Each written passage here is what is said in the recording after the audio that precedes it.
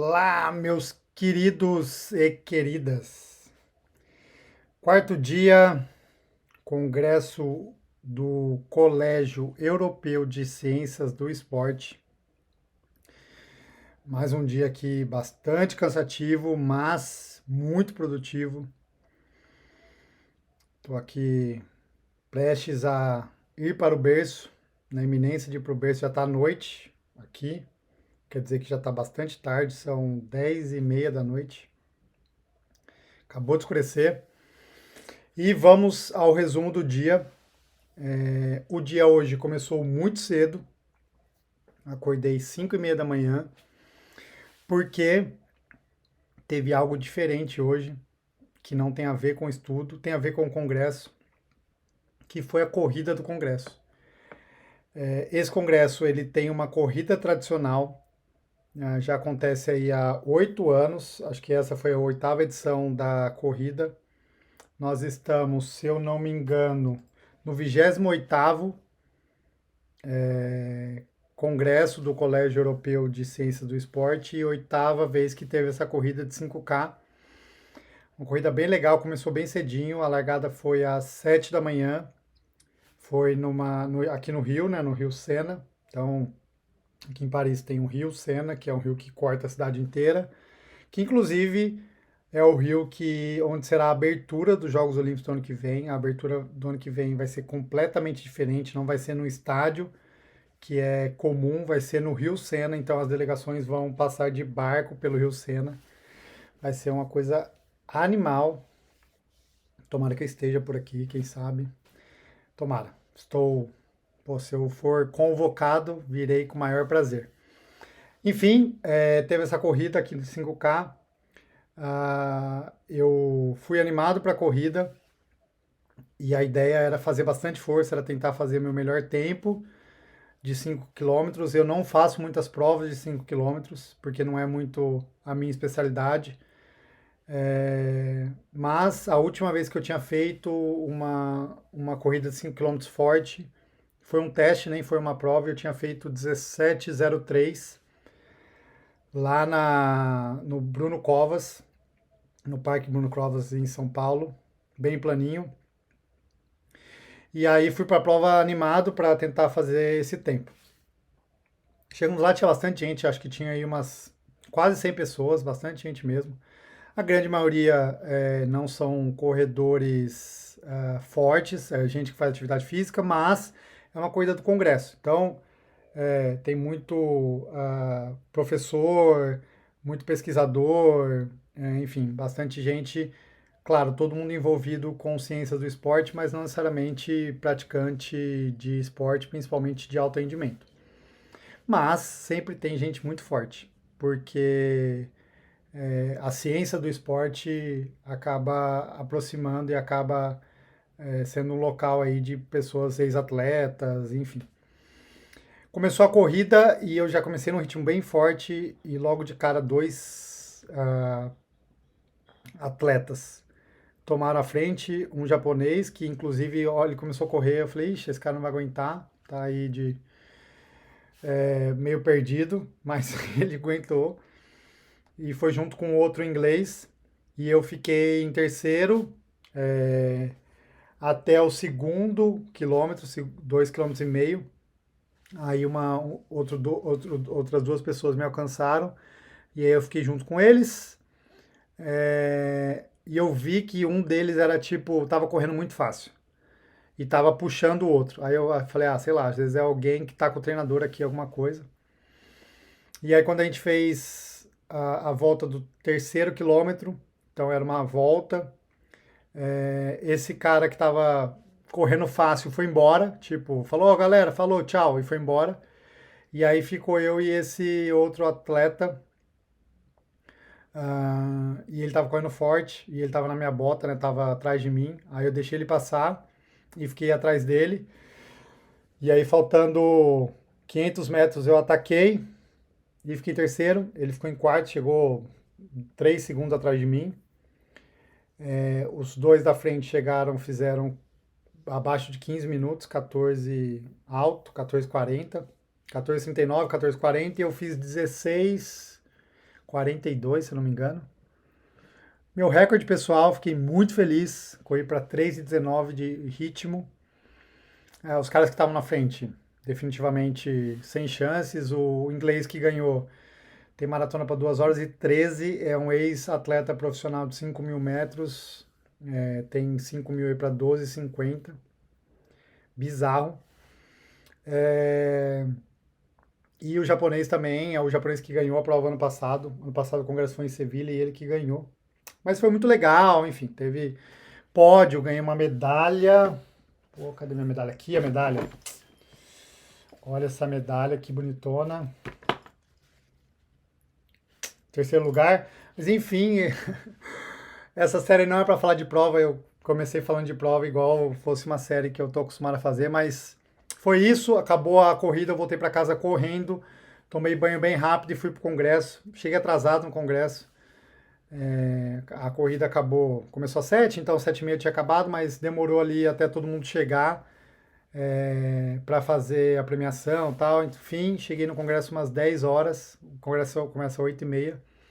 E aí de manhã eu peguei o final da segunda sessão da manhã, entrei numa sessão de corridas e eu cheguei numa aula que eu queria muito ver, que é um estudo piloto, é um estudo que ainda não tem uma publicação, mas foram dados preliminares, ou seja, o estudo está sendo produzido, o cara está acabando de escrever o artigo para publicar, mas ele mostrou os dados da pesquisa, que basicamente ele comparou os tênis de placa com os tênis sem placa, um estudo bastante controlado, importante. Ele usou um analisador de gases, então ele usou aquela máscara de medir o VO2, máscara de medir o consumo de oxigênio e a produção de gás carbônico. Só que ele usou esse aparelho que chama-se K5, que é a última geração do analisador de gás, e ele é portátil. Então você pode correr com ele na pista. E aí ele tem uma, um colete que você coloca e aí consegue correr. E aí ele analisou e comparou os dados numa corrida com tênis de placa e sem tênis de placa, analisou vários parâmetros, vários. Consumo máximo de oxigênio, economia de corrida, gasto calórico, enfim, vários parâmetros. E, em resumo, não vou aqui abrir em detalhes, porque são detalhes muito específicos e complexos, mas, em resumo, que ele mostrou e comprovou com bastante rigor científico que o tênis com placa ele realmente diminui o gasto calórico, o gasto metabólico e melhora a eficiência de corrida, melhora a economia de corrida em exatos 5%. Que é a propaganda de um dos tênis, é essa propaganda de 5% de melhora, realmente, e ele depois foi motivo ali de descontração da aula, que ele, a hora que ele viu os dados calculados, ele falou, não, não é possível. Deu exatamente 5%. Então, definitivamente, tênis de placa melhora, economiza energia, o que é o mais importante. E o mais legal, e um ponto específico, é que ele mostrou que quanto mais rápido se vai, melhor é o ganho, ou mais ganho se tem, né? Então, esse 5% foi no máximo, na máxima velocidade dos voluntários. Então, algo bastante interessante. Ou seja, para se beneficiar do tênis de placa, tem que correr rápido. Não adianta correr lento, porque vai se beneficiar menos. Se perguntou durante a palestra, e eu postei isso durante o dia no meu Instagram, se falou-se alguma coisa de lesão e perguntaram para ele, ele falou, olha, não sei, não é o escopo do trabalho. Amanhã, sexta-feira, tem uma aula de tendinite de calcâneo, ou tendinite do tendão de Aquiles, ou de Aquiles não, Aquiles, e provavelmente vai surgir esse tema porque tem-se uma discussão aí, levantaram a bola sobre possível aumento do número de tendinite de calcâneo por uso de tênis de placa. Então vamos esperar até amanhã. Mas foi isso, um estudo muito legal. Depois eu fui no começo da tarde, eu fui para uma sessão de fisiologia pura, mais uma, são as minhas preferidas. E aí assim, é difícil falar das aulas de fisiologia porque são assuntos mais densos que necessitam aí de um background relevante, mas só para vocês terem uma ideia, uma discussão muito legal sobre potência crítica ou velocidade crítica, que é um parâmetro diferente dos que a gente está acostumado a usar. Então, se usa muito como parâmetro para prescrição de treino, limiar de lactato ou os limiares ventilatórios, que é daquele teste ergospirométrico, mas existe uma variável chamada potência ou velocidade crítica, que basicamente é o que divide as intensidades severas, intensas e muito intensas. Então, tem o forte, tem o intenso e o muito intenso. A diferença do forte para o intenso é a velocidade crítica. É um modelo matemático que se você consegue chegar nesse valor fazendo vários testes. Então, você faz um teste, por exemplo, na corrida, um teste de 100 metros, 200 metros, 400 metros, 1000 metros, e aí isso dá uma curva, e aí a hora que essa curva ela tende a uma estabilidade, essa estabilização da curva é a velocidade crítica. Então se falou sobre a prescrição de treinamento usando a potência ou velocidade crítica como parâmetro, bem legal, e aí se mostrou trabalhos, e aí é a hora que os experts no assunto começam a discutir e aí fica lindo, porque aí cada um tem o seu ponto de vista, cada um tem suas críticas, as suas crenças, e é assim que a ciência cresce e muito. Depois dessa, teve uma palestra muito legal, algo que eu não sabia que existia, e eu descobri hoje, então estou muito animado para estudar mais sobre isso, que é o uso do HRV. HRV é a variabilidade de frequência cardíaca, na prescrição de treino. Eu estou acostumado a usar o HRV como um parâmetro de carga interna, então parâmetro para ver o quanto o indivíduo se adapta ao treinamento, então é uma variável que se usa no começo do dia, enfim, para ver o quão o indivíduo está descansado para uma sessão de treino, mas está se usando o HRV como parâmetro para a zona de treinamento. Pelo menos começou uma discussão, inclusive no Garmin, já tem essa variável como definidora de zonas de treinamento.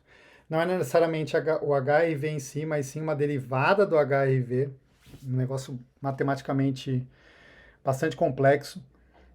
Mas eu achei legal, preciso estudar mais, preciso entender melhor como é isso. E mandei pro Ronaldo, mandei pro meu treinador, falei, cara, dá uma olhada nisso aqui. Ele falou que já sabia, já conhecia, assim, está conhecendo, né? Ele já tinha ouvido falar. Legal, achei interessante. Por fim, mais uma coisa muito legal, e aí já mudando a sessão, participei de uma sessão de grupo de interesse em alta performance. Isso foi muito legal. Basicamente, o que eles fizeram foi trazer um treinador da seleção olímpica. Da seleção olímpica, não. Da seleção olímpica sueca de biathlon. Biathlon é uma modalidade dos Jogos de Inverno. E trouxeram uma atleta multicampeã de biathlon italiana. E aí os dois ficaram lá respondendo infinitas perguntas, um monte de gente perguntou um monte de coisa. Eu achei muito legal. Perguntaram sobre cuidados com a saúde mental, então perguntaram se para o treinador se ele se cuida disso dos atletas dele, como é que ele encaixa isso nos treinamentos. Ele falou que todos passam por sessões de psicoterapia, que eu achei bem legal. A atleta italiana falou que faz há muito tempo e ela já é mais velha, então ela precisa disso. Enfim, segundo ela, foi um dos parâmetros que colocou ela no jogo novamente. Achei bem legal. Eles falaram também da questão, e eu achei uma pergunta muito pertinente, o inglês lá perguntou como eles fazem, primeiro, se eles fazem e como eles fazem para acessar as informações científicas, ou seja, para ter acesso ao que o Congresso está produzindo ou ao que os cientistas estão comentando, né? Ou seja, a relação entre a teoria e a prática. E aí foi muito legal, eles falaram que, pelo menos o treinador falou que tem reuniões técnicas promovidas pelo Comitê Olímpico Nacional lá da Suécia, com os cientistas, enfim, uma coisa muito legal. A atleta, por sua vez, falou: olha, eu faço o que o meu treinador manda e eu sou mais experiente, então já tenho alguns conceitos. É difícil para eu mudar alguma coisa baseado em questão científica, precisa ser alguma coisa que eu teste primeiro e precisa ter alguns momentos específicos do treinamento para eu testar. Achei bem legal, mas me fez pensar em como a gente faz isso no Brasil, né? Como treinadores e atletas têm acesso à ciência, já que para mim é tão importante, eu acho realmente muito importante a questão científica. É uma levantar uma bola aí oportuna e interessante. Foi isso e depois disso aí teve a minha apresentação e aí eu vou falar sobre isso por fim. Deixa eu ver quanto tempo tem muito pouco tempo, mas eu vou tentar resumir. Eu apresentei um trabalho, ah, que é parte de um trabalho maior que a gente está em vias de publicar. Se tudo der certo, sai agora no começo do segundo semestre. Já está na revista, está com pequenos ajustes a serem feitos para ser publicado. Eu vou primeiro explicar o trabalho todo e depois eu explico a parte específica que eu apresentei aqui. Mas o que a gente fez foi o seguinte: primeiro, a pergunta que a gente gostaria de responder era fazer uma análise do desempenho dos atletas amadores em Kona. Então, o que a gente fez foi, acessamos um site, e eu já deixo aqui o convite, o site chama OBS Tri, e esse site simplesmente tem todos os resultados de todas as provas de Ironman 70.3 da história. Tem alguns anos que faltam, algumas provas específicas que faltam, mas de maneira geral você consegue acessar tudo. E aí a gente pegou os resultados de Kona de 2003 até 2021, 2020, porque a gente fez essa pesquisa em 2022. Então a gente pegou 18 anos de resultados. Então, mais de 30 mil resultados, mais de 30 mil. Nosso N, né? A nossa amostra era mais de 30 mil, 35 mil. E aí a gente analisou alguns parâmetros importantes. Primeiro, a nacionalidade. Então, a nacionalidade geral de quem vai para a Kona. Quais são os países mais prevalentes. Pegamos também os resultados. E aí dividimos e comparamos os resultados entre homens e mulheres e também comparamos resultados entre as idades. Então, para ver a influência da idade e do sexo na performance esportiva. E, além disso, além de pegar todos, a gente pegou o top 5. Então, a gente pegou o pódio desses 19 anos e refez todas essas análises de nacionalidade, de performance por idade, de performance por sexo. E a gente também fez uma análise da evolução dos tempos. Então a gente pegou a média do top 5 e a média geral e analisou e comparou entre os anos. Eu não vou falar sobre o trabalho inteiro, porque ele ainda vai ser publicado e depois, talvez, numa outra oportunidade eu fale. Mas o que a gente trouxe aqui foi a análise das idades, como a idade influencia na performance esportiva e se há uma diferença entre a influência da idade por sexo. Então, se a idade influencia os homens diferente do que influencia nas mulheres. Como resultados, a idade ou age group de 18 a 25 anos tem um tempo um pouco maior do que 25, 29, 30, 34 e 35, 39 e 40, 44, ou seja, a curva de tempo ela começa um pouco mais alta, isso do top 5 eu estou falando, do pódio. Ela começa um pouco mais alta do 18, 24, ela cai e se mantém num platô nas outras idades até o 40, 44. Então, o 25, 29, o 30, 34, o 35, 39 e o 40, 44, eles não são diferentes entre si, tanto nos homens como nas mulheres. Só o 18, 24 que é um pouco maior. E depois do 40, 44, ou seja, do 45 ao 49 para cima, aí a curva começa a aumentar e ela aumenta exponencialmente. Então, a gente pode dizer que o desempenho dos indivíduos a partir dos 24 anos até os 40, 44 anos é similar.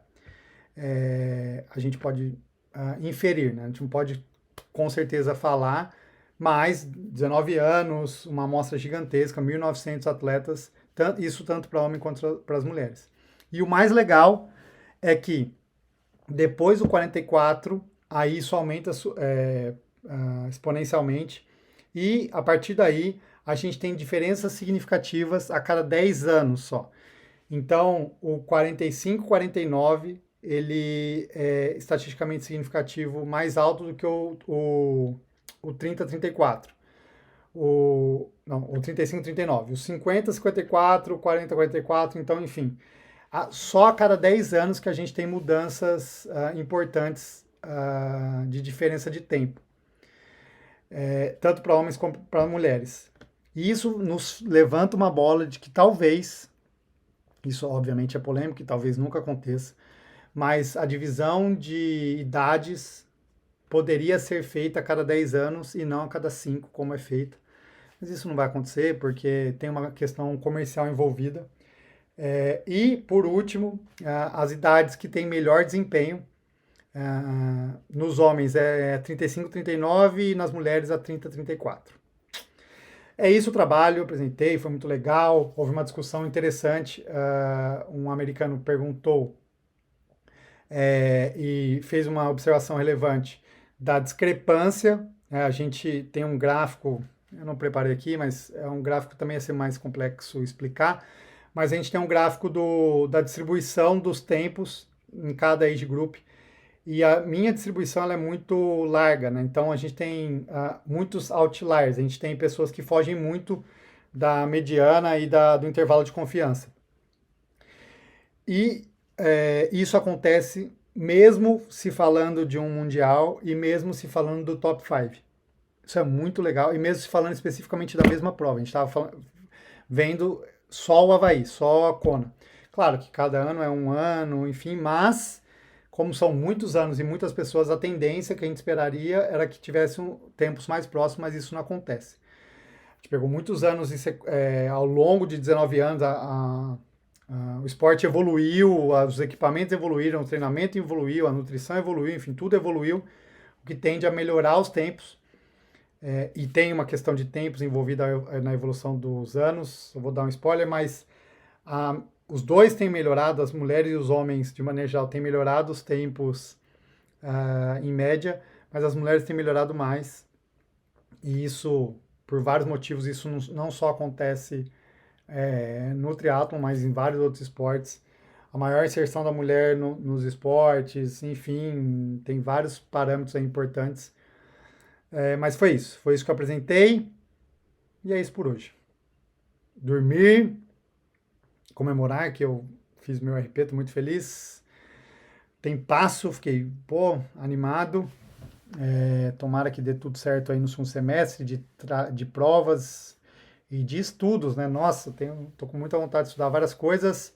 Amanhã é o último dia, amanhã acaba o congresso. De maneira geral, só tem aula no período da manhã. À tarde, eles fazem as premiações dos melhores trabalhos, tem assembleia geral de votação, várias coisas mais protocolares. E à noite tem festa do congresso, claro. Precisa comemorar aí os 5 dias intensos de muito aprendizado e muita troca de informação. E é isso. Nos vemos amanhã para o último episódio. Tchau, valeu, beijo.